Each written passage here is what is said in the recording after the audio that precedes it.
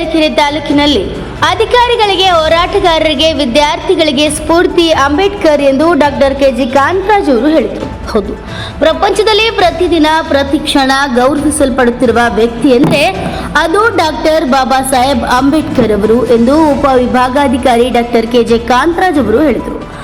ಅಂಬೇಡ್ಕರ್ ಅಭಿಮಾನಿಗಳು, ವಿವಿಧ ದಲಿತ ಪರ ಸಂಘಟನೆಗಳು ಶುಕ್ರವಾರ ರಾತ್ರಿ ಪಟ್ಟಣದ ಪುರಸಭಾ ಆವರಣದಿಂದ ಮಿನಿ ವಿಧಾನಸೌಧದ ಎದುರಿರುವ ಬಾಬಾ ಸಾಹೇಬ್ ಅಂಬೇಡ್ಕರ್ ಅವರ ಪುತ್ಥಳಿವರೆಗೂ ಮೇಣದ ಬತ್ತಿ ಬೆಳಕು ಹಿಡಿದು ಮೆರವಣಿಗೆ ಬಂದು ಪುತ್ಥಳಿ ಬಳಿ ಮೇಣದ ಬತ್ತಿಯನ್ನು ಹಚ್ಚಿ ಅಂಬೇಡ್ಕರ್ ಅವರಿಗೆ ನಮನ ಸಲ್ಲಿಸಿ ಮಾತನಾಡಿದರು. Doctor B R. ಅಂಬೇಡ್ಕರ್ ಅವರು ಸರ್ಕಾರಿ ಅಧಿಕಾರಿಗಳಿಗೆ, ವಿದ್ಯಾರ್ಥಿಗಳಿಗೆ, ಹೋರಾಟಗಾರರಿಗೆ, ವಕೀಲರಿಗೆ, ಜನಪ್ರತಿನಿಧಿಗಳಿಗೆ ಹೀಗೆ ವಿವಿಧ ರಂಗದ ಎಲ್ಲರಿಗೂ ಸ್ಫೂರ್ತಿಯಾಗಿದ್ದಾರೆ. ಅವರು ನೀಡಿದ ಸಂವಿಧಾನ ಸರ್ವರು ಸಹಬಾಳ್ವೆಯಿಂದ ಇರಬೇಕೆಂಬುದಾಗಿದೆ ಅಂತ ಹೇಳಿದರು.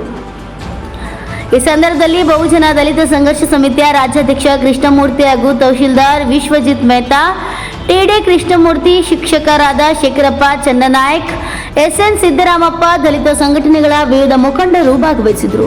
ಪ್ರದೀಪ್ ಎಚ್, ಎನ್ಕೆಸ್ಟ್ 4 ತರೀಕೆರೆ.